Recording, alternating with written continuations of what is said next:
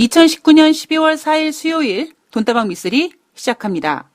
저는요, 어떤 일이 터지기 전에 분명히 전조현상이 있다라는 것을 철석같이 믿는 사람이거든요.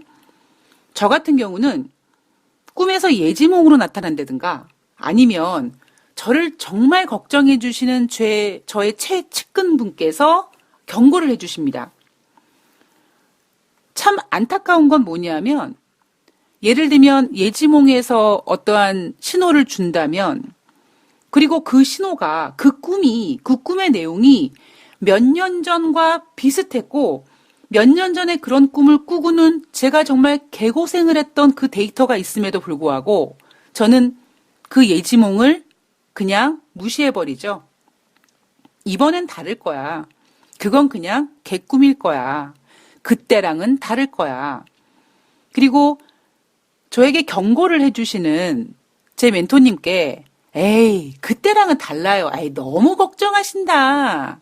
괜찮아요. 라고 얘기하면서 경고를 무시합니다. 여러분, 왜 경고를 무시할까요? 제가 가만히 생각해 보면 저 같은 경우는 그래요. 주변에서 제가 막 잘 나갈 때, 막 그럴 때 너 그건 좀 조심해야 돼. 그건 좀 조심해야 돼. 라고 얘기해주는 어떤 그런 분들의 그런 어떤 전조 현상을 보여주는 그런 분들과 상황의 확률보다는 오히려 더 많은 분들과 더 많은 상황이 어이구 너 대단하다. 너 잘할 수 있어. 더 해야지. 그래. 너의 능력을 보여줘. 너 더 잘할 수 있을 거야. 막 이렇게 등 떠미는. 근데 등을 그냥 떠미는 게 아니거든요. 우쭈쭈 해주면서 등을 떠밀거든요. 그러다 보니까 사람은 자기가 듣고 싶어 하는 얘기에 더 귀를 기울이다 보니까 나 지금 이렇게 잘 나가는데 왜 이렇게 경고를 해? 혹시 나를 질투하나? 뭐 이런 못된 마음을 갖고 그런 경고성 소리보다는 칭찬과 함께 저에게 더 많은 능력을 보여달라고 더 큰 힘을 보여달라고, 더 열심히 하라고, 더 막 하라고, 이렇게 등 떠미는 사람들의 소리가 더 잘 들리기 마련이죠. 시간이 지나가 보면은요, 그렇게 해서 등을 떠미는 사람들의 최종 목적지는 저를 벼랑 끝으로 몰더라고요. 그만큼 저는 그래서 뭐 전조현상과 그 주변 상황을 좀 조심스럽게 보는 경향이 있습니다. 어떤 사람이 막 저에게 칭찬을 하면 이 인간 속내가 뭘까? 왜 이렇게 나를 칭찬할까? 라고 의심하게 될 정도로 그런 의심병 환자가 될 정도로 저는 지금까지 살아오면서 어떤 그런 충고를 무시함으로써 제가 겪게 된 그 후폭풍이 너무나 컸었습니다. 최근 들어 보면은요. 제가 지난주 화요일 날 약간 컨디션이 좀 떨어지더라고요. 소화도 좀 잘 안 되고 그래서 좀 이상하다. 근데 뭐 큰 문제는 없으니까 그러다 약속이 잡혀서 화요일 날 술 약속이 있었고요. 수요일 날 별로 이렇게 컨디션이 100% 회복이 되지 않았는데 목요일까지 그렇게 회복이 되지 않았는데도 불구하고 목요일 날 또 약속이 생겨서 목요일 날 또 술을 마셨고요. 금요일 날, 썩 좋지는 않은데 그렇다고 썩 나쁘진 않아. 그런데 참 신기한 건 이상하게도 그게 가물가물할 때 약속이 더 잡힌다든가 일이 더 커진다든가 하죠. 평소에는 제가 가급적이면 한 일주일에 한 번 정도만 맥주를 마셔야지라고 생각을 하는데 지난주 화요일에 약간 컨디션이 떨어졌는데 그렇게 화요일, 목요일, 그리고 토요일까지 연달아 3번에 그렇게 술 약속이 잡혔었습니다. 그러자 이번 주에 들어와서 미칠 듯이 아프더라고요.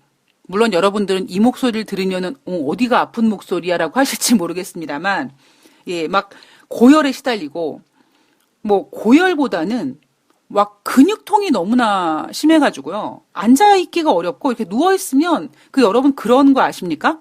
이 다리에서 피가 이렇게 쫙 빠져나가는 듯한 그런 느낌이 있거든요. 그러니까 그런 정도의 근육통을 앓았습니다. 이상하다. 웬만큼 이렇게 해열제 같은 거 먹고 그러면은 한 2, 3일이면 난데? 근데 왜 안 나지? 라고 해서 결국 이제 하다 안 될 것 같아서 이제 병원을 갔더니 병원 선생님께서 하시는 말씀이 이제 아무래도 독감 같다. 그러니까 우리가 얘기하는 독감은 그 심각한 독감이 아니라 흔히 얘기하는 이제 신종플루 같은 그런 걸 갖다 그래서 막 콧구멍에다가 이상한 걸 막 넣어가지고 막 검사를 하고 그랬거든요. 뭐 다행인지 불행인지 어쨌든 예, 독감은 아닌 걸로 그냥 선생님께서 심한 몸살이다. 그 약을 줘주시고 그리고 가급적이면 주사를 안 놔주시는 선생님께서 예, 주사를 놔주셨습니다. 근데 지금 돌아보면 분명히 지난주 화요일 날 컨디션이 안 좋았어요. 그러니까 그때 좀 컨디션이 안 좋네라는 것을 감지하고 화요일 약속을 잡지 않았다면 이렇게까지 제가 병원 신세를 질 일이 없었을 텐데 그래. 분명히 전조현상이라는 것이 있구나. 자, 이놈의 전조현상이 인생의 삶에만 있을까요? 전 주식시장에도 있다라고 생각합니다. 미쓰리 누나님, 드디어 터졌어요. 빨리 돌아오세요. 아무것도 안 터졌어요. 아직 시작도 안 했어요. 제가 주식시장에서 안타까운 부분은 제가 아까 오프닝에서도 말씀드렸듯이 저는 워낙 그런 경험들을 했던 사람이다 보니까 그게 주식시장에서도 거의 20년 동안, 인생사에서는 거의 40년 동안 그런 경험을 하다 보니까 사실 조심스러울 수밖에 없습니다. 그러니까 저의 매매 원칙은 이거예요. 올라가면 팔어 좀. 그리고 사겠다고 하면 조금만 사. 아니야. 지금이 저점이야. 야, 개소리 하지 말고 조금만 사. 반만 사, 반만. 야, 이거 막 샀는데 막 올라가면 어떡해. 올라가면 어때. 다른 종목 사면 되지. 그리고 그 종목이 언제까지 올라가겠냐? 또 떨어지면 또 사면 되지. 제가 이렇게 조언을 해서 진짜 그 조언을 안 듣고 몰빵해가지고 진짜 올라간 분들 별로 못 봤습니다. 제가 아쉬운 부분은 이런 거죠. 작년 5월 달에 정확히 5월 4일 날 삼성전자가 액면 분할을 하고 재상장이 됐습니다. 그때 많은 개인 투자자분들이 뭐라 그랬냐면 몇백만 원 가던 삼성전자가 5만 원이 됐으니 무조건 사야 되고 최소한 10만 원까지는 좀 그렇지만 한 7, 8만 원은 가지 않을까? 6, 7만 원은 가지 않을까? 라는 이야기를 가장 많이 하셨고요. 하물며 그렇게 개인 투자자분들이 얘기를 할 수 있었던 근거는 증권사에서조차도 그렇게 예상을 했기 때문이죠. 제가 그랬죠. 아마 그날 방송 제목이 그거였을 겁니다. 누가 만약에 저에게 삼성전자를 살 거냐고 물어보신다면 저는 안 살 거라고. 왜? 더 싸게 살 거니까. 그죠? 그리고 정확히 언제입니까? 10월 18일인가요? 10월 15일이군요. 10월 15일 날 삼성전자가 드디어 1년 5개월 하고 한 15일 만에 5만 원 탈환을 했습니다. 그리고 그 다음에 삼성전자가 쭉쭉쭉쭉 올라갔죠. 그래서 11월 18일 날 53,800원을 찍었습니다. 5만 원이 넘어가고 5만 1,000원 정도 가자. 증권사에서 무슨 짓들을 했냐면 삼성전자 5만 7,000원 갈 수 있다라는 전망을 내놨습니다. 저는 그런 게 너무 좀 짜증이 나는 거예요. 왜 짜증이 나냐면 저는 그런 경우를 20년째 봤다니까요. 그냥 만약에 저 같은 경우는 삼성전자 5만 원에 안 산다. 물론 한 번도 삼성전자 지금까지 액면 분할한 이후에 사본 적도 없습니다만 앞으로도 안 살 거고요. 그러면 삼성전자 5만 원에 안 살 거면 최저 36,850원까지 갔었잖아요. 올 1월 달에. 그러면 글쎄요. 한 36, 7천원. 그건 너무 저점. 그거는 신의 영역이다. 그 정도의 매수에서 잡을 수 있는 건 신의 영역이라고 치면 최소한 한 3만 8천 원 정도의 매수해도 괜찮죠. 분할 매수를 하던 그러면 어쨌든 지금 수익이 낮겠죠. 근데 대부분 개인들이 그렇습니까? 그렇게 매매 안 하거든요. 그리고 그렇게 매매를 안 하는 이유가 뭐냐면 삼성전자가 5만 원 가자마자 5만 1천 원 가자마자 증권사에서 난리가 났습니다. 5만 뭐 7, 8천 원 막 안 된다니까요. 그렇게. 세상이 그렇게 되지 않더라는 거죠. 저도 굉장히 뭐랄까요? 그러니까 속된 말로 저 잘난 맛에 사는 사람이고 철이 없다 보니까 제가 생각하고 있는 대로 세상이 흘러갈 거라고 믿었던 사람 중에 하나입니다. 물론 많이 꺾였어요. 그러나 인간이 그렇게 쉽게 바뀌진 않죠. 아주 많이 꺾이진 않았습니다. 근데 최소한 제가 아직까지 제 인생에 대해서는 좀 아직까지는 좀 덜 꺾였어요. 앞으로 좀 더 고생을 해봐야 되겠습니다. 예. 근데 최소한 주식시장에서는요, 제가 꺾을 줄 알거든요. 그 꺾을 줄 아는 게 되게 단순한 논리거든요. 올라가면, 팔면 돼요. 수익 빨간색 나면 팔면 돼요. 근데 개인들을 보면 빨간색 나면 더 날 거래요. 제가 이런 생각도 해봤거든요. 왜 저렇게 개인들은 오랜만에 계좌가 빨간색이 나면 그냥 잠깐 구경하고 팔아가지고 그 빨간색 현금화 시키면 되는데 왜 못 팔까라고 생각해 봤더니 아마 이런 걸 것 같아요. 내가 언제 또 이렇게 빨간 맛을 볼까. 이런 생각 때문에, 미련 때문에 놓지 못하고, 그래, 내가 오랜만에 이렇게 올라가는 종목을 한번 사봤는데, 갖고 있는데, 야, 이거를 내가 지금 팔아가지고 딴 종목 사면, 또 안 올라가고 또 파란색 되고 막 개고생할 것 같아. 그래, 이 종목 더 믿어보자. 여기서 조금 더 먹어가지고, 좀 더 수익 내보고, 한번 그래보자. 약간 이런 심리가 있는 게 아닌가 싶습니다.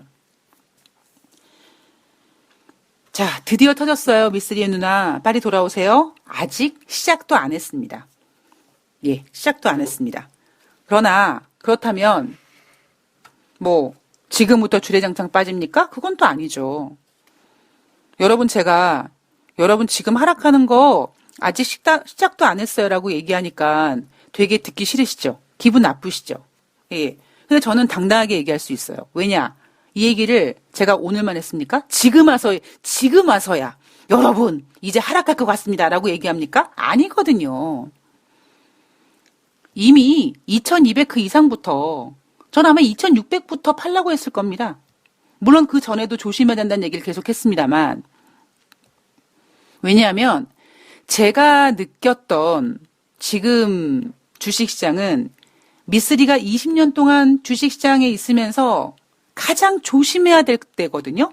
그게 인류 역사상 한 번도 보지 못했던 어떤 그런 유동성의 크기보다는 제가 가장 염려하는 건 주식시장이 지금 한 사람의 입 때문에 지금 요 모양 요 꼴이 나고 있는 거거든요. 물론 그게 어쩔 수 없는 거라면, 운명적인 거라면, 중국과 무역협상이 운명적인 거라면 저는 할 말이 없습니다만 한 명 때문에 지금 주식시장이 이 지경이 되고 있거든요. 그래서 어느 때보다도 지금 같은 경우는 조심해야 되고 특히 우리가 한 번도 겪어보지 못한 이 유동성 때문에 그 앞에 상황이 그냥 마냥 장밋빛일 것 같고 미국이 금리 인하를 해대고 있으니 더 좋아질 것 같고 그리고 금리 인상 결과 경제 지표가 회복되고 있기 때문에 앞으로 더더더더 갈 수 있고 이런 환상 속에 빠져 계실 가능성이 너무 높기 때문입니다. 재미있는 사실은 한 반개월 전? 예, 한 6개월 전? 한 1년 전만 하더라도 1년 전이 뭡니까? 9월 30일만 하더라도요. 트럼프 대통령 재선 확실시한다라는 분들이 되게 많으셨어요. 근데 요즘에서 그분들이 약간 생각을 바꾸셨습니다. 근데 미쓰리는 이미 작년부터 2019년 미국이 금리 인하를 할 거라는 얘기를 하면서부터 트럼프 대통령은 재선이 어려울 것 같습니다. 뭐 탄핵은 잘 모르겠고요. 그리고 안타까운 게 뭐냐면 박수 칠 때 떠날 수 있는 대통령인데 너무나 인간의 욕심이 끝이 없다 보니까 그리고 그 인간의 욕심 안에는 트럼프 대통령이 오바마 대통령이 2번 해먹었던 그 대통령 그 2번이라는 횟수를 자기도 하고 싶어서 무리를 하다 보니까 재수 없으면 트럼프 대통령은 정말 최악의 대통령이 될 수도 있다. 그럼 민주당 조 바이든이 되나요? 버니 샌더스가 되나요? 아니, 이건 잘 모르겠어요. 미국 대선은요, 좀 시간이 지나서 뚜껑을 까봐야 될 것 같습니다. 최근에 제가 만난 분들에게, 미국의 블룸버그 전 뉴욕시장이 출마한다고 하는데, 엘리자베스 워런? 글쎄요, 미국에서 여자 대통령을 받아들일 수 있을까요? 근데 지금 와서 이제 말씀하시는 분들 얘기를 들어보면 본인들이 처음에 생각했던 내용들과는 많이 바뀌셨더라고요. 자, 제가 지금 방송을 며칠 만에 올리잖아요. 그 며칠 동안 미국은 11월 미국 제조업 지표가 부진해서 그리고 트럼프 대통령이 브라질과 아르헨티나산 철강 및 알루미늄에다가 관세를 재개하겠다라고 해서 빠졌고, 그리고 3일에는 미중 무역 협상, 내년 선거까지 기다리는 게 낫다라고 생각해서 하락했다. 다우지수가 1% 넘게 하락했다. 개인들 멘붕이죠. 뭐가 멘붕입니까? 이거 생각 못 하셨나요? 왜 생각을 못 하셨나요? 전문가가 그냥 갈 거라 그래서? 그러니까 전문가 탓하지 마시고,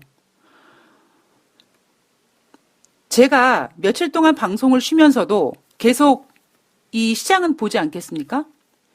지금 트럼프 대통령이 하고 있는 모든 행동들은요, 너무나 심플해요. 그리고 미국과 중국의 무역 협상에 대해서는요, 제가 이제 지금부터 말씀을 드리겠지만, 크게 달라진 거 있어요? 없어요. 이미 지난 11월 달, 미쓰리가 그랬잖아요. 11월 16일부터 17일까지 칠레 에이펙 정상회담 열리지 못할 것 같고, 열리지 못한다면 그 자리에서 시진핑과 트럼프가 합의를 본다고 했는데 그 합의는 과연 어떻게 될 거며,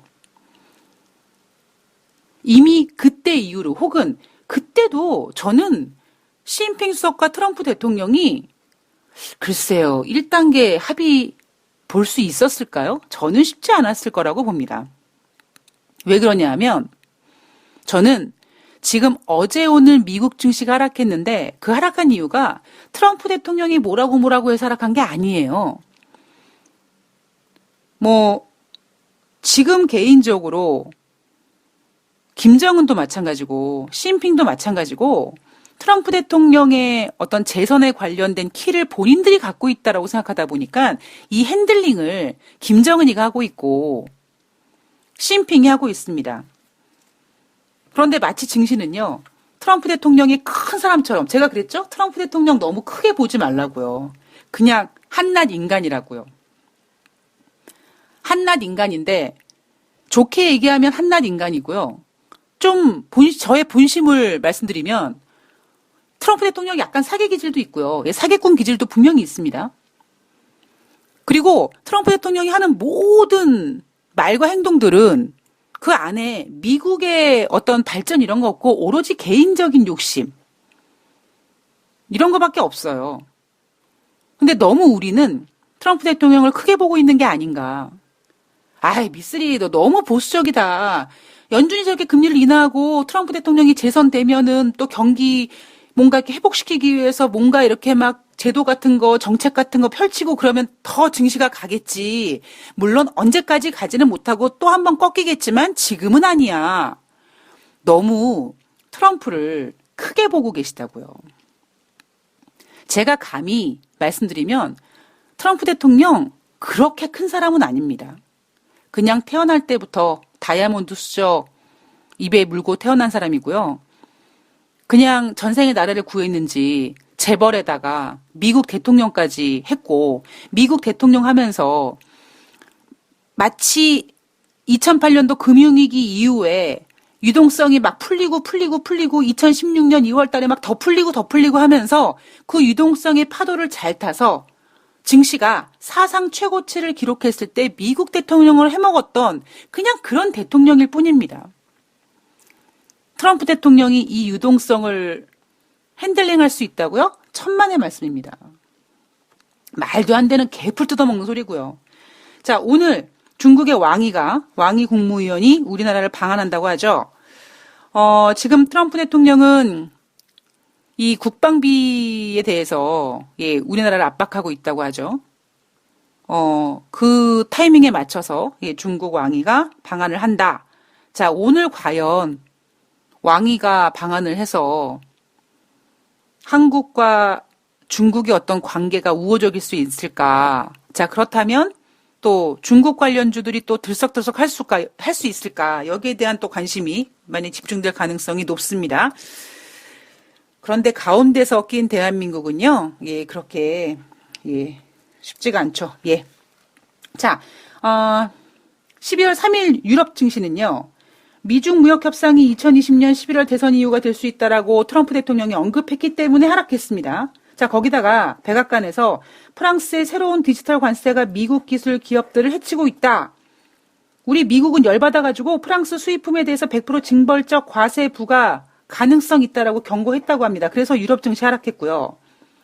잠시 전에 끝난 뉴욕 증시도 지난 2일에는 11월 달 미국 제조업 지표가 부진했고 트럼프 대통령이 브라질과 아르헨티나산 철강 및 알루미늄에 관세를 재개하겠다.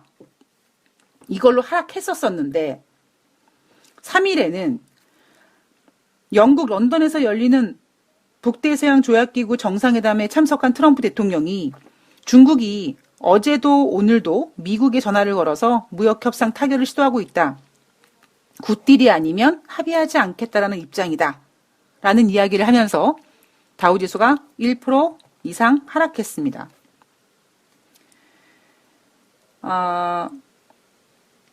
이게 여러분 지금 미국 입장이잖아요. 그죠?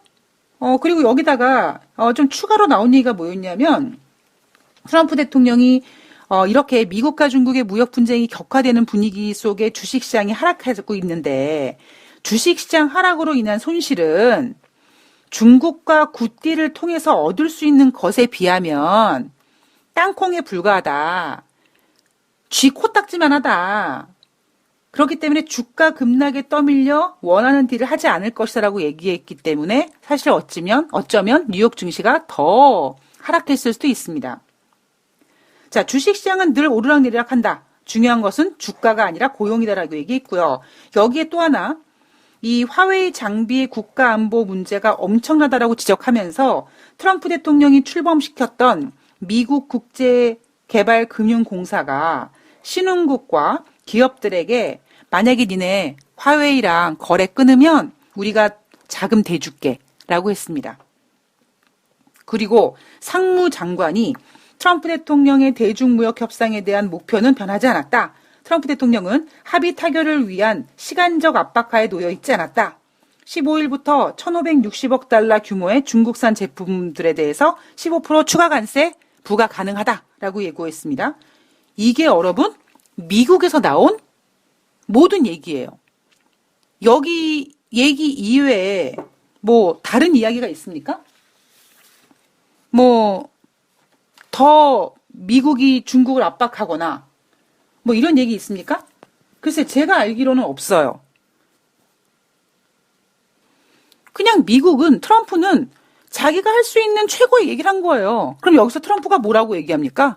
아이고 나 대통령 대선해야 되는데 미중 무역 협상이고 아이고 그냥 웬만큼 타결해줘도 안 되고 그렇다고 끌고 가자니 그렇고 어떻게 하지?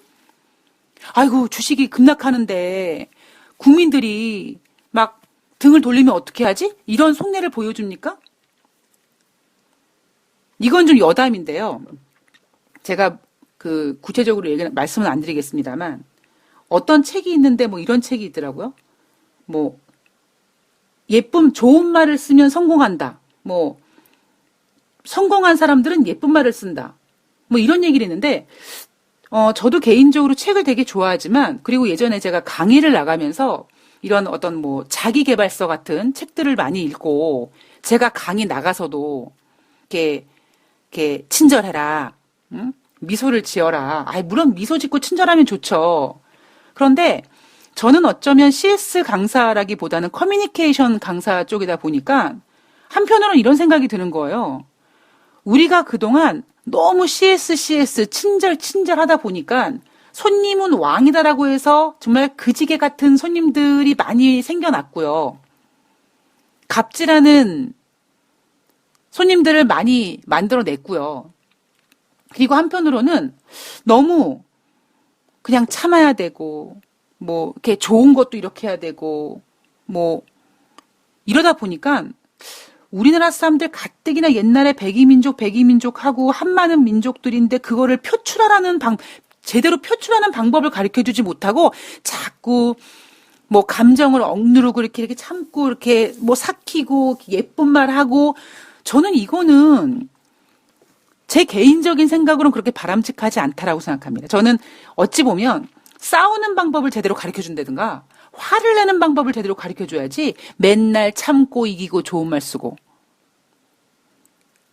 우리나라는요, 국민 역사상, 국민 정서상 참고, 또 참고, 또 참고, 삭히고 이러면 전 국민 아마 우울증 겪을 거고요. 전 국민은 아니겠죠. 있는 사람들은 그냥 계속 갑질할 겁니다. 제가 왜 이 얘기를 하냐면 트럼프 대통령이 지금 되게 강한 척을 한단 말이에요. 왜 그럴까요? 트럼프 대통령은 지금 굉장히 초조해요. 자, 트럼프 대통령이 왜 초조한지를 일단 말씀드릴게요. 그리고 두 번째는 다시 말씀드리지만 미국에서 나온 얘기는 없어요. 미국에서 새롭게 나온 얘기는 없음에도 불구하고 왜 트럼프 대통령이 이렇게 초조한가? 자, 우선 홍콩 문제를 보면은요. 지난 27일 날 홍콩 인권 민주주의 법안에 트럼프 대통령이 서명을 했습니다. 그죠? 그리고 그 다음에 중국에서 나온 얘기는 뭐 크게 반박할 것이다, 보복할 것이다라고 얘기했지만 크게 나온 게 없었어요. 뭐 그래봤자 뭐 그 법안에 서명한 미국 의원들 중국에 입국하지 못하게 하겠다? 아니 뭐 그 미국 의원들이 뭐 중국에 무슨 뭐 애첩이 있는 것도 아니고 큰 자산을 중국에다 숨겨놓은 것도 아니고 뭐 평생 살면서 중국 안 가면 그만이지. 뭐 제가 이렇게 지난번 방송에서 말씀드렸습니다. 여하튼 이 홍콩 서명 한 트럼프 대통령의 행동 뒤에 중국에서 나온 거는 그닥 큰 건 없었어요. 근데 중국은요, 제가 미국과 중국의 무역 협상을 얘기하면서 늘 언급했던 게 뭐냐면 항상 중국이 먼저 미국을 건드리지는 않습니다. 중국은요, 항상 이 방어 코스프레 하는 거예요. 피해자 코스프레를 하고 있습니다. 그런데 피해자 코스프레를 하되 중국이 약합니까? 아니라고요. 오히려 지금 시간이 지나면 지나갈수록 중국이 트럼프 대통령 재선에 목줄을 쥐고 흔들고 있다고요. 어떤 스타일로? 제가 미국과 중국의 무역 분쟁에 있어서 중국이라는 나라는 공간을 내어주고 시간을 빼들어가는 나라다. 시간을 끌고 있다. 시간을 벌고 있다. 제가 이런 이야기 해드린 다음에 거의 반년이 훨씬 지나서 증권사들이 뭐 시간은 중국 편이다 이런 보고서 나왔다고 제가 앞서 방송에서 말씀을 드렸습니다. 중국이 어떤 식으로 공격을 하냐면 그러니까 공격이 아니라 중국의 어떤 문제 해결 방식은 이런 거예요. 예를 들면 홍콩 문제를 보면은요. 10월 달 홍콩 소매 판매 사상 최대폭으로 감소했다고 합니다. 전년 동월 대비 24.3% 감소했다고 합니다. 이 수치는요. 1997년 홍콩 정부 수립 이후 최악이고요. 또한 홍콩 하면 관광인데 이 관광객 수가요. 전년 동기 대비 43.7% 감소했다고 합니다. 이 수치는 사스가 발생했던 2003년 5월 이후에 최대 감소폭이라고 합니다. 지금 3분기 홍콩의 GDP 전년 동기 대비 2.9% 감소했고요. 전분기 대비는 3.2% 감소했습니다. 지금 홍콩의 실업률은 3.1%라고 합니다. 자, 여러분, 제가 앞서서 지금 갑자기 생각이 안 나는데 중국이 홍콩에 돈줄을 쥔다라는 이야기를 앞서 해드리면서 중국이 어떤 짓을 하고 있냐면 홍콩 옆에 선전인가요? 예, 그 선전을 무슨 뭐 허브 지역이니 뭐니 해가지고 엄청나게 거기를 키우는 전략을 하고 있습니다. 그래서 홍콩에서 만약에 그 선전으로 와서 일을 한다면 뭐 주민권을 부여하고 뭐 이런저런 정책에 대해서 어떤 혜택을 주고, 이게 제가 중국이 홍콩을 조질 수 있는 방법이 두 가지가 있는데, 한 가지는 무력이요, 두 번째는 경제입니다. 그런데 사실 무력은 좀 부담스럽긴 해요. 왜냐하면 중국이 무력을 행사하면 평화 대통령인 트럼프 대통령이 거기에 대해서 중국을 압박할 거고, 그러면 미국과 중국만 있는 게 아니라 전 세계적으로 중국의 어떠한 입지가, 쟤네들 뭐야, 왜 무력을 쓰고 그래, 야 말로 하지, 이런 분위기가 형성이 되니까 시진핑 주석으로는 사실 무력을 쓰기에는 좀 무리가 있습니다. 그런데 상대방을 조질 때는요, 직접 가서 주먹으로 두들겨 패서 병원에 입원시키는 방법도 있지만, 요즘 같은 이런 자본주의 사회에서는요, 더 편한 게 있단 말이에요. 그 방법이 뭐예요? 돈줄을 죄는 거예요. 그래서 홍콩 옆에 있는 선전에다가 돈을 엄청나게 투자하고 홍콩 경제 완전히 돈줄을 막겠다라는 전략이었거든요. 그리고 거기다가 홍콩은 홍콩 내에서 계속 시민들이 지금 돈이 중요한 게 아니라 민주화가 중요하다라고 하면서 으쌰으쌰하고 계속 시위를 하다 보니까 어찌 보면 자기 발등을 자기가 찍고 있는 거죠. 여러분 같은 경우는 지금 홍콩 가고 싶어 하는 분들이 계시겠습니까? 그러면 예를 들면 중국에서 홍콩한테 야, 니네 시위 계속해라, 이렇게 부추긴 거 아니잖아요. 그냥 홍콩 내에서 마치 1980년대 대한민국 민주화 운동처럼 지금 막 국민들이 일고 나는데, 문제는 뭐냐면 그렇게 시민들이 일어나니까 경제가 박살나고 있는 겁니다. 그럼 중국 입장에서는요, 가만히만 지켜보고 있어도 홍콩은 그냥 나자빠지는 거예요. 그러면 그렇다고 미국이 홍콩에다가 돈을 도와줄까요? 돈을 도와줄 수 있어요? 뭐 자금을 제공해 줄 수 있어요? 트럼프가 미쳤습니까? 그러진 않을 거란 말이에요. 그러면 중국 같은 경우에는 지난번 트럼프 대통령이 홍콩 인권 민주주의 법안에 서명한 거 가지고 지금 홍콩은 와, 미국은 우리 편이다 해가지고 막 미국 성조기를 흔들면서 시위가 격화되고 있죠. 그러나 중국 입장엔 제가 만약에 시진핑이면 웃으면서 보고 있을 겁니다. 왜? 저러다가는 홍콩 경제 엉망진창 되거든요. 그럼 결국 가난이 문을 열고 들어오면 행복이 창문 밖으로 도망간다고요. 그럼 과연 홍콩이 언제까지 저렇게 국민들이 배고픈 거 생각하지 않고 으쌰으쌰 하는지, 과연 정의가 더 좋은지 아니면 배고픔이 더 좋은지 저울질하게 되는 그 날을 중국은 기다리고 있는 겁니다. 자, 12월 16일 날 중국 베이징에서 시진핑과 캐리람 홍콩 행정수반이 만난다고 하죠. 캐리람은 현재 이런 상황입니다. 기업들은 트럼프 대통령이 서명한 이 법을 보고 미국 정부가 향후 취할 행동에 대해서 걱정할 것이다. 홍콩 인권법은 완전히 불필요하고 부적절하다라고 얘기했습니다. 지난번에 캐리람이랑 시진핑이 불러가지고, 제가 시진핑 주석이라면 캐리람 불러가지고 나 자네 믿네? 잘해봐. 열심히 잘하고 있어. 이렇게 얘기했다고 제가 옛날에 증권사 다니는 그 예를 들어가지고 캐리람이 어떤 마음으로 시진핑 앞에 불려갔으며 시진핑은 어떤 마음으로 캐리람을 믿는다라고 얘기했는지에 대한 이야기를 해드렸습니다. 따로 설명하지 않겠습니다. 자, 그렇다면 중국은 지금 홍콩을 이런 식으로 보고 있습니다. 조금 더 급하지 않아요? 중국은요. 절대로 급하게 서두르는 나라가 아닙니다. 홍콩 문제는 오히려 홍콩 내 시위가 격해지면 격해질수록 중국은 물론 뭐 언제든지 군인을 투입할 수 있다라는 거는 이렇게 그 아웃라인에서 이렇게 재고 있지만 중국이 그렇게까지 하진 않고 그냥 중국은 보고 있는 거예요. 니네가 과연 배고픔보다 니네가 추구하고 있는 그놈의 인권법인지 나발인지가 더 위대한지 한번 보자라고 중국은 자로 재고 있고요.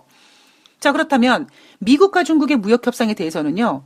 전일 글로벌 타임즈가 중국 당국이 이른바 중국판 블랙리스트죠. 블랙 프라이데이가 아니라 블랙리스트 격인 신뢰할 수 없는 실체 명단을 곧 발표할 것이라는 소식을 내보냈습니다. 따라서 야, 트럼프 대통령은 재선 이후까지 끌고 간다고 얘기하고 중국은 신뢰할 수 없는 실체 명단을 발표한다고 하고 두 나라가 격해지네? 아이고 큰일 났네? 아이고 무서워. 증시가 하락. 중국판 블랙리스트 신뢰할 수 없는 실체 명단은요. 뭐 발표를 해도 되고 안 해도 되고 일단 중국은 가지고 있고요. 이거 그냥 별로 의미 없어요. 예, 뭐 중국이 이른바 중국판 블랙리스트를 발표한들 미국과 중국의 무역 협상이 뭐 달라집니까? 조금만 시간 지나가면 또 아이고 1단계 협상이 또 잘 되고 있어요. 또 이 얘기들 할 텐데. 자, 트럼프 대통령이 북한에 대해서 아유 뭐 사용하기를 원하지는 않지만 뭐 필요하면 이러면서 2년 만에 대북 경고장을 꺼내 들었다. 뭐 로켓맨이란 얘기가 나왔다. 왜? 북한이 미국에게 새로운 계산법을 내놓으라고 얘기했고 연말까지 시한을 주겠다고 얘기했고 뭐 이렇게 북한 나름대로 설치고 팔치고 이러니까 미국 입장에서 한번 야 북한 까불지 마. 아, 왜 그래? 좋은 말로 할 때 들어라. 내가 그냥 궁디 팡팡했고 우쭈쭈쭈쩌니까 그냥 저놈 새끼가 그냥 그냥 세상 모르고 내 상투를 붙잡고 흔들라고 하네. 그러지 마라. 그래도 내가 네 위에 있다. 이거 보여주는 거예요. 엔드. 트럼프 대통령이 지금 왜 이렇게 강경파로 바뀌었습니까? 바뀐 건 아니에요. 왜? 바로 트럼프 대통령의 탄핵 때문입니다. 아직 탄핵에 대해서는 모릅니다만 트럼프 대통령 입장에서는 정말 설마 했는데 정말 좀 탄핵이 진행되고 있단 말이에요. 3일날 탄핵 청문회 증언 내용을 바탕으로 작성한 공식 보고서가 발표됐고요. 자, 이제 전체 회의를 열어서 이 보고서 내용을 승인할지의 여부를 표결에 붙일 거라고 합니다. 자, 표결에 붙이면 민주당은 하원 과반수를 이미 장악하고 있기 때문에 자, 이거 승인할까 말까 당연히 가결되겠죠. 그리고 12월 둘째 주쯤 청문회가 적어도 한 차례는 열릴 것이라고 지금 보고 있습니다. 물론 이후에 이 탄핵안은 상원으로 넘어가죠. 자, 공화당 100석의 상원 의석 중 53석을 지금 공화당이 잡고 있기 때문에 사실상 탄핵은 불가능하다라는 것이 지금 현재까지 어떤 뭐랄까요. 수치상으로 보여지는 팩트입니다. 그러나 트럼프 대통령은 지금 쫄림을 겪고 있는 거예요. 그러다 보니까 미국 내에서 중국과 무역 협상을 뭐 재선까지 가겠다 이런 얘기 미국 내에서 하지 않잖아요. 어디 가서 합니까? 런던 가서 하잖아요. 그죠? 왜? 가급적이면 트럼프는 국내에서는 볼륨을 좀 줄이고 국내에서는 좀 뭐라 그럴까요? 좀 자기의 몸을 낮추는 거. 왜? 모난돌이 정 맞는다고 무슨 얘기 할 때마다 계속 탄핵 얘기가 같이 검색어로 트럼프 하면 탄핵 이렇게 할 거기 때문에 약간 국내에서는 몸을 낮추고 국외 활동을 통해서 누구를 보라고요? 미국 국민들 보라고. 봐라. 미국 국민들이요. 나 미국 대통령 지금 이렇게 세계를 돌아다니면서 한국에다가 방위비 뜯어내려고 하고 있고 중국과 무역협상 내가 이기려고 하고 있고 지금 증시 하락하는 거 아이고 내가 중국과 하고 있는 무역협상에서 지금 얻어내고 있는 거에 비하면 주식시장 하락해서 피해보는 거는 땅콩만 하다. 이렇게 큰 소리 빵빵 치고 있는 거예요. 거기다가 이제 김정은 문제까지. 절대 트럼프 대통령은 미국 내에서는 조용하단 말이에요, 요즘. 뭐 올려봤자 뭐 트위터 정도? 그리고 그의 참모들이 움직이지 트럼프 대통령은 국내에서는 탄핵과 맞물려서 몸을 좀 낮추고 있고 오히려 지금 런던에 대한 돌아다니면서 그래 미국을 벗어났으니까 보란 듯이 미국 국민들에게 자신의 어떤 영업 현황을 보여주고 있는 거죠. 내가 한국에다가 왜 방위비 뜯어내려고 그래? 아이고 다 니네들 배부르게 해주려고 하는 거야. 야, 엄마 아빠가 왜 밖에 나가서 이렇게 밤새도록 개고생하고 돈 버는 줄 아냐? 다 니네들 교육시키려고 하는 거야 라고 하는 부모님들처럼 트럼프 대통령은 지금 그거 하고 있는 거예요. 만약에 미국 내에서 로켓맨 얘기 나오면 미국 언론들이 가만히 있겠습니까 또? 그런데 오히려 외국 나가서 북한에 대해서 야 좋게 얘기할 때 들어라. 너무 까불지 말고 좋은 게 좋은 거다. 내가 이렇게 우쭈쭈 하니까 그냥 까불고 있어야 그냥 한번 뒤지려고 한번 이렇게 한번 경고해 주는 거고. 그죠? 자, 또 하나 재미있는 사실. 민주당에서 카멀라 해리스 미국 상원의원이 민주당 대선 후보 경선 포기 선언했습니다. 바로 조금 전에 나온 뉴스예요. 나는 억만장자가 아니다. 선거 자금을 더 이상 조달할 수가 없다라고 했습니다. 그동안 카멀라 해리스는 의외로 지지를 많이 받기 시작했습니다. 의외로 부각이 됐어요. 사실 의외로 부각됐기보다는 어찌 보면 조 바이든이라든가 버니 샌더스가 좀 약해지면서 상대적으로 다른 후보들이 부각이 됐죠. 그런데 이 해리스가 5% 지지율을 치고 나가지 못하면서 자금난에 허덕이고 있고 결국 이번에 경선 포기 선언을 했습니다. 현재 지금 민주당은요. 15명의 후보 경선이 진행이 되고 있는데 자, 가장 강력한 사람 조 바이든, 엘리자베스 워런, 버니 샌더스입니다. 자, 조 바이든, 버니 샌더스 제가 이분 올해 이제 올해가 아니죠. 아직 2020년이 안 됐으니까 2020년 미국 대선에서 뭐 정책도 그렇고 여러 가지 문제들이 핵심 하드로 떠오를 가능성이 높지만 예, 과연 미국 대통령으로서 몇 년 동안 미국의 대통령을 할 수 있을 만큼 건강한가에 대한 예, 그 문제도 상당히 크게 부각될 가능성이 높습니다. 자, 그러자 지금 민주당에서는 엘리자베스 워런이 떠오르고 있지만 과연 미국이란 나라가 자유민주주의국이어서 자유국가여서 여자 대통령을 내놓을 수 있느냐? 저는 쉽지 않다라고 봅니다. 예, 미국이란 나라가 상당히 보수적인 나라거든요. 의외로. 따라서 엘리자베스 워런도 저는 과연 미국 국민들이 여자 대통령을 선출해주기는 어렵다라고 보고 있고요. 지금 떠오르고 있는 사람이 누구냐면 인디애나주 사우스밴드 시장이고 마이클 블룸버그 전 뉴욕 시장이 출마 선언하면서 어찌 보면 새로운 다크호스로 떠오르고 있습니다.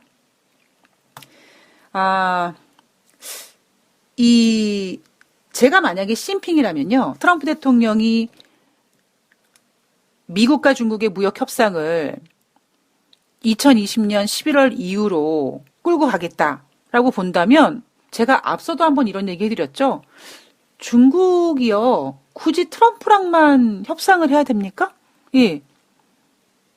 트럼프처럼 저렇게 자기 대통령 해먹으려고 저렇게 끙끙거리는 사람이 자기 대통령 또 해먹으려고 막 중국을 막 그냥 쥐고 흔들고 막 그냥 지 멋대로 막 하는데 굳이 트럼프랑 협상할 필요가 있나요?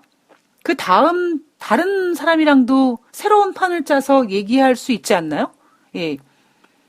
물론 트럼프 대통령이 노리는 거는 중국의 경제겠죠. 그러나 트럼프 대통령은 지금 남을 생각할 틈이 없어요. 중국의 경제가 박살나고 뭐 할 거를 이게 의심하는 게 아니라 지금 자기 발등에 불이 떨어져 있기 때문에. 자, 그러나 왜 트럼프 대통령은 지금 런던에 가서 이렇게까지 증시를 뒤흔들면서 다우지수를 이렇게까지 1%까지 떨어뜨리면서 왜 미국과 중국의 무역 분쟁을 이렇게까지 격화시키느냐? 왜 그럴까요, 여러분? 다음 주에 2019년 마지막 FOMC 회의가 열립니다. 예. 연준 봐야겠죠? 예. 제롬 파월 듣고 있나? 증시 하락하네. 거기다가 11월 달 지금 제조 PMI 지표도 부진했단 말이에요. 트럼프 대통령으로선 지금 제롬 파월 연준 의장의 금리 인하 카드가 절실히 필요합니다. 왜냐하면 물론 11월 달부터 진행됐던 미중 무역 합의가 잘 될 거다 이런 희망도 있었지만 오히려 그것보다는 미국 증시를 상승시켰던 이유는 7월 달, 9월 달, 10월 달 세 번 연달아 금리를 인하했기 때문에 제가 그랬죠? 미국의 오히려 경제 지표가 부진하면 이상한 거라고요. 그런데 11월 달 지금 제조 PMI 지표가 부진했단 말이에요. 그러면 증시가 이렇게 하락하면 사람들은 또 비관적인 이야기를 해댑니다. 그러면서 무슨 짓을 합니까? 12월 달에 금리 인하 최소한 12월이 아니어도요. 2020년 1월 28일부터 29일까지 2020년 첫 번째 FOMC 회의가 열리기 때문에 최소한 지금 트럼프 대통령은 금리 인하 카드를 요구하고 있는 겁니다. 트럼프 대통령은 지금 상황에서 굉장히 자신의 머리는 혼란스럽지만 나름대로 짱구를 굴려서 일타쌍피를 하고 있는 거예요. 연준도 압박하고 그리고 지금 탄핵에 대해서 내가 국민들에게 야 니네 국민들 미국 국민들 내가 지금 미국을 잘 먹이게 하기 위해서 내가 해외에 나와서 이렇게까지 유럽연합에다가 관세를 부과하고 내가 이렇게까지 쌍욕을 먹어가면서 한국 방위비를 요청하고 내가 지금 김정은이한테 이런 모욕을 당하고 이런 모든 이유가 니네 잘 먹고 잘 살게 하려고 하는데 어떻게 니네가 나를 탄핵시킬 수가 있냐. 이거 어필하고 있는 거거든요. 그러나 트럼프 대통령 속마음은 지금 똥줄이 탑니다. 왜냐하면 이 모든 카드를요. 보세요 여러분. 대한민국에서 팟캐스트 하고 있는 미쓰리도 알고 있는데 시진핑 주석은 이거 모르겠습니까? 김정은이야 뭐 아직까지 미쓰리보다 나이도 어리고 시진핑 주석보다 나이가 어리다고 치면 최소한 시진핑 주석은 트럼프 대통령이 휘두르고 있는 모든 카드를 알고 있다라는 거죠. 지금 여러분 다우지수 1% 하락했다고 공포스러우세요? 왜 공포스러우세요? 여러분들이 공포스러우실 이유가 아무것도 없어요. 여러분들은 이미 적당히 현금화 시키셔야 되고요. 뭐 빠지면 사면 되고 아직 아니라니까요. 물론 전저현상이 저는 보이고 있습니다만 제가 아직까지는 여러분들께 말씀드리지는 않겠습니다. 왜냐하면 그 전저현상이 좀 텀이 길어질 수도 있거든요. 여러분들이 지금 힘들어하는 이유 고점에서 못 파셨죠? 그리고 최근 다시 상승하면서 또 많이 담으셨죠? 삼성전자 5만 원 넘어가고 5만 2천 원 막 그러니까 막 삼성전자 5만 원에 막 담으셨죠? 그러니까 힘드신 거예요. 그렇지 않고는 힘드실 이유가 아무것도 없습니다. 돈다방 미쓰리 청취자님들 중에서 저도 몰랐는데요. 되게 인버스 투자하시는 분들이 많으시더라고요. 여러분들이 그 인버스를 투자하시는 분들이 미쓰리는 비관론자가 아니라 어찌 보면 그렇게 시장을 좀 냉철하게 보기 때문에 미쓰리 말을 믿고 투자한다 뭐 이런 마음으로 투자를 하셨으면 좋겠습니다. 여하튼 주식이 빠지던 올라가던 그리고 지금 주식이 왜 빠지는지 좀 냉정하게 한번 생각해 보시면서 지금 시장을 냉철하게 판단하시기 바랍니다. 이날 뉴욕 증시가 하락하지 않았어도 미쓰리가 지난번 방송에서 그랬습니다. 대한민국은 외국인들이 사주지 않으면 답이 안 나와요. 지금 외국인들 계속 팔아제끼고 있습니다. 기관이 시장을 뭐 올려요? 멸치 똥 씹는 소리입니다. 제가 지금까지 이 바닥에 있을 동안 한 번도 그래 본 적이 없어요. 한 번은 있었어요. 언제냐면 그때가 2007년도 미래에셋 증권이 만들었던 적립식 펀드 때문에. 결국 그것도 미국의 금융위기 때문에 박살이 났고요. 자, 왜 대한민국 증시에서 외국인들이 발을 빼는지 한번 고민해 보시기 바라겠습니다. 자, 오늘 돈다방 미쓰리 준비한 내용은 여기까지고요. 시장이 어렵습니다. 그러나 여러분들 좋아질 거예요. 괜찮아요. 더 지르세요. 저는 이렇게 여러분들 벼랑 끝으로 몰고 싶은 마음은 없습니다. 시장은 냉철하고 머리는 차갑게 그리고 손은 냉정하게 매매 잘하시기 바라겠습니다. 고맙습니다.